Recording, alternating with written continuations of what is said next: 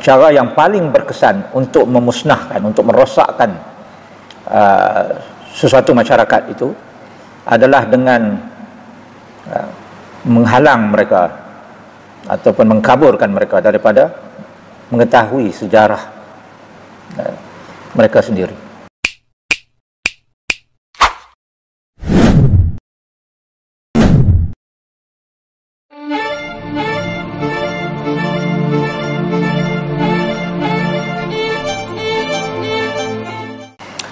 Hari ini kita nak tengok berkenaan dengan komunikasi warisan, dan khusus perbincangan ataupun fokus kita ialah kepada komunikasi warisan orang kita, orang Melayu. Sebab dalam Malaysia ni bila kita sebut orang Melayu, kita merujuk kepada orang Islam. Kerana itu sudah pun termaktub di dalam perlembagaan. Kalau di Malaysia, dalam konteks Malaysia, kita tak pedulilah negara lain. Bukan kerja kita itu, tapi kerja kita ialah di sini. Maka di sini apabila kita sebut sahaja orang Melayu, artinya dia orang Islam. Kalau dia orang Melayu tapi dia tidak beragama Islam, dalam konteks kita di Malaysia, kita tak kira dia sebagai orang Melayu. Kalau dia keluar daripada agama Islam, dia sudah tidak diambil kira sebagai orang Melayu lagi. Demikian pentafsiran kita, demikian kuatnya pegangan kita kepada agama ini. Dan ini sudah pun diperturunkan sejak daripada dulu lagi. Ini bukan benda baru. Sebab itu kalau kita lihat dalam sejarah kita, nenek moyang kita itu sanggup mati, sanggup menggadai nyawa untuk mempertahankan tanah air. Hari ini kita nak tengok tamadun kita. Kerana bangsa Melayu ini adalah bangsa yang bertamadun. Tak semua bangsa yang wujud di dunia ini, yang pernah wujud di dunia ini, ada tamadun. Ada juga ketumbukan bangsa yang begitu kuat dalam sejarah, tetapi tidak disebut orang mereka itu bertamadun. Kita orang Melayu, walaupun kita tidak menakluk dunia atau menakluk sebahagian daripada dunia, tetapi kita punya tamadun, disebut tamadun Melayu. Ada 3 cara untuk melemahkan dan menjajah sesuatu negeri.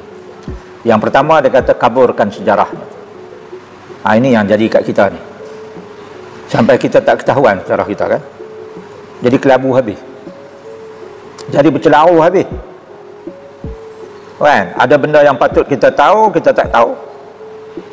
Tak ada benda yang kita tahu, kadang-kadang sudah pun diubah-ubah.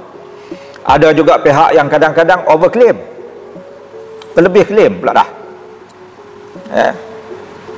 Jadi kelabu lah, jadi celaru. Kita pun tak pasti betul ke tak sejarah kita ni. Nak kata betul, dengar lagu dahsyat sangat kan. Itu tak termasuk lagi yang dikaburkan oleh penjajah-penjajah, sebab penjajah dia tulis ikut suka dia. Yang kedua, hancurkan bukti-bukti sejarahnya sehingga tidak lagi boleh diteliti dan dibuktikan kebenarannya. Ini pun satu lagi terjadi juga pada kita.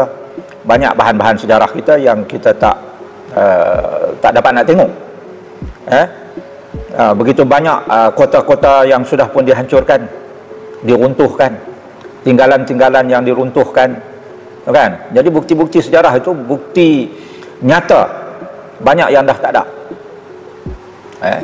Itu tak termasuk lagi yang dibawa balik ke negara-negara penjajah, sehingga banyak bukti-bukti sejarah kita itu ada di sana.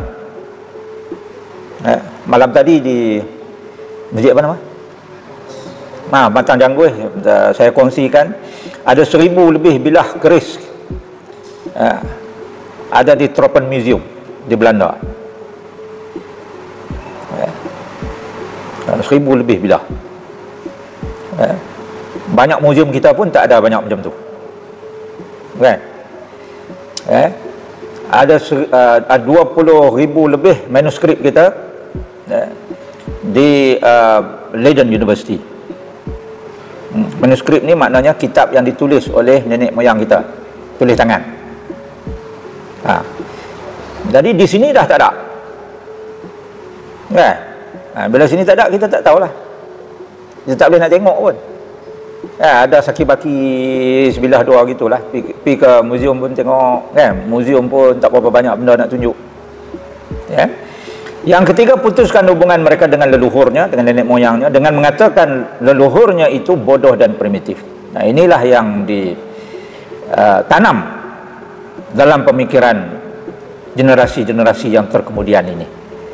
Sehingga kan kita merasakan bahawa nenek moyang kita ni bukan pandai pun, tak kerti nak fikir pun, bodoh, primitif, kuno, tak kerti nak buat apa. Sebab itu ada yang mengatakan bahawa macam manalah agaknya orang Malaysia, orang Melayu ni, masa itu belum ada Malaysia, macam mana tanah Melayu ni nak merdeka daripada British.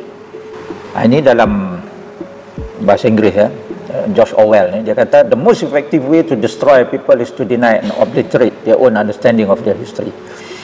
Cara yang paling berkesan untuk memusnahkan, untuk merosakkan sesuatu masyarakat itu adalah dengan menghalang mereka ataupun mengkaburkan mereka daripada mengetahui sejarah mereka sendiri. Bersatu padulah segenap baka.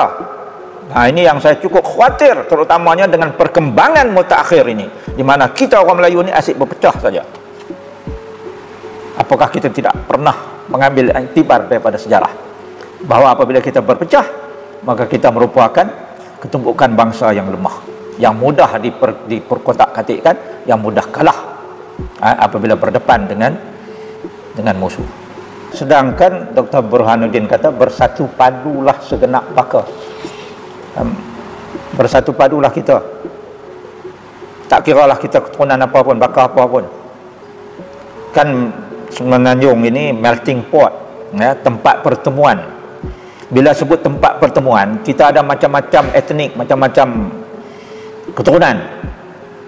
Kalau sebut orang Melayu saja pun macam-macam keturunan. Ada Melayu campur dengan Arab.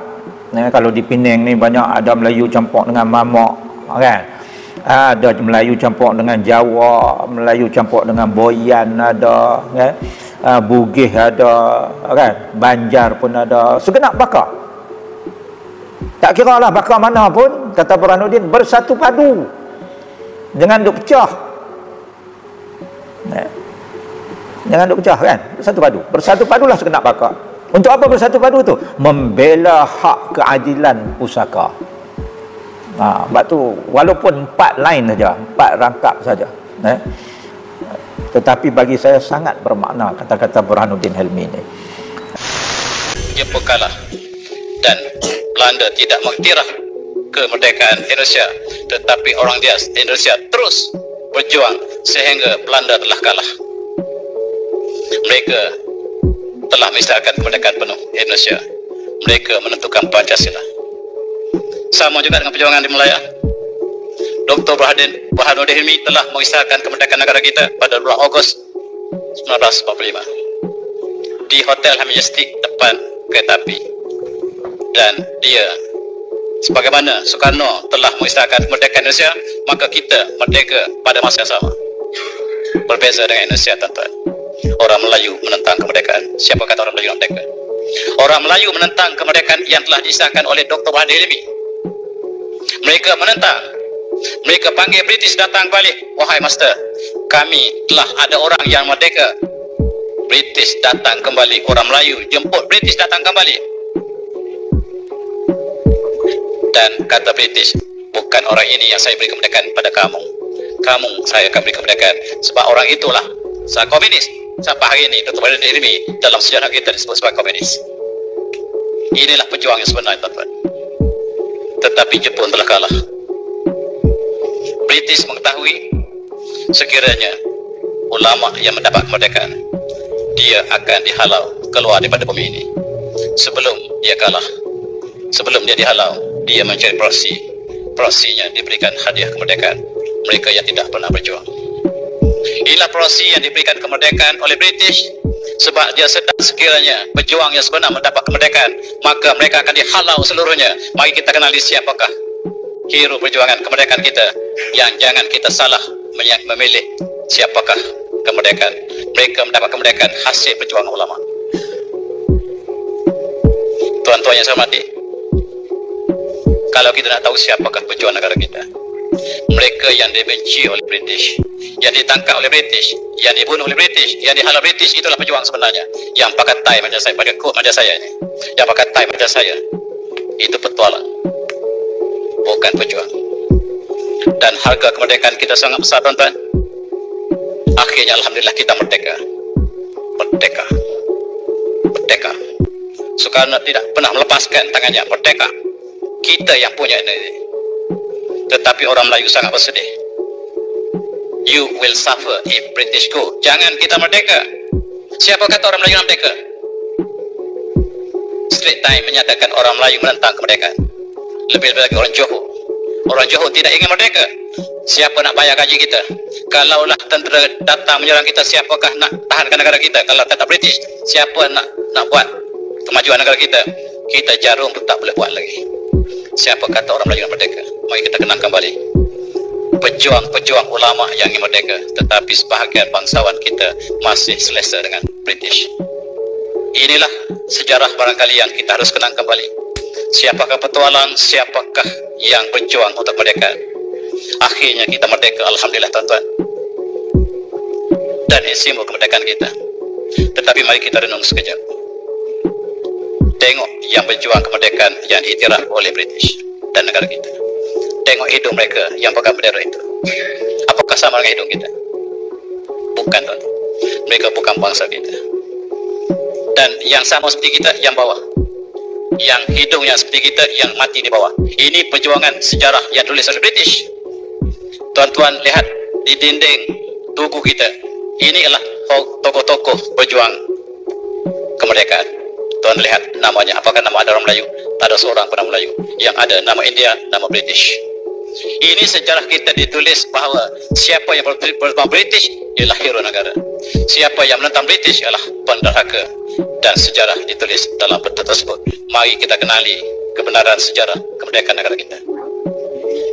Kita lihat hadiah kemerdekaan ialah apabila yang berjuang tidak berjuang menerima kemerdekaan, mereka menerima syarat yang sukar untuk kita bayangkan.